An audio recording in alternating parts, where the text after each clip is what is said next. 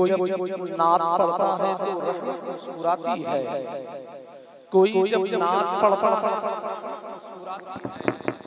ये मंजर देखने वालों की सूरत मुस्कुराती है। लतीफे छेड़कर मैं अपनी माँ को जब हंसाता हूँ, मुझे महसूस होता है कि जन्नत मुस्कुराती है। बड़े खूबसूरत तरीके से, खूबसूरत अंदाज में अच्छे अशार, नए मफाहिम व मतालीम के पाकीज़ा गाज़े से सजे हुए खूबसूरत अशार अल्हम्दुलिल्लाह आप हज़रात ने शायर सुन्नत मोहतरम भाई अज़मत रज़ा भागलपुरी से समाअत कर लिया है।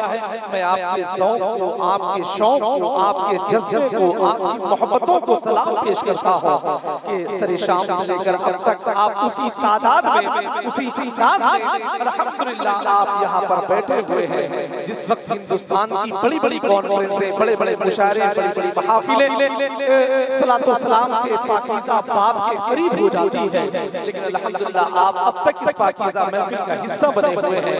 मैं बहुत बहुत मुबारकबाद पेश कर रहा हूँ पीर तरीक़त रहबर राह शरीयत सूफ़ी बासफ़ा हुज़ूर सैयद अरशद साहब क़िबला अल्हम्दुलिल्लाह मिंबर रसूल पे तशरीफ़ फरमा है। हम उनका भी बहुत इस्तक़बाल करते हैं।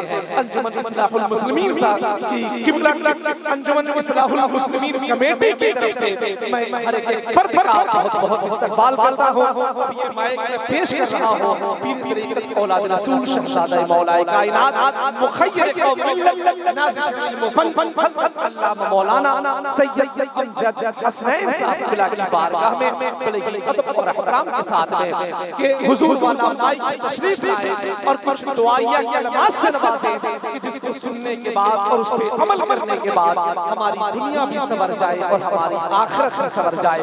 तो आइए इस्तक़बाल कर ले, हाथों को उठाएं, अपनी बेदारी का सबूत दें, इसलिए कि ये वक्त मुस्तजाब है, साथ मुस्तजाब है, ये वक्त मुस्तजाब है, दुआएं आपकी कबूल होने वाली है।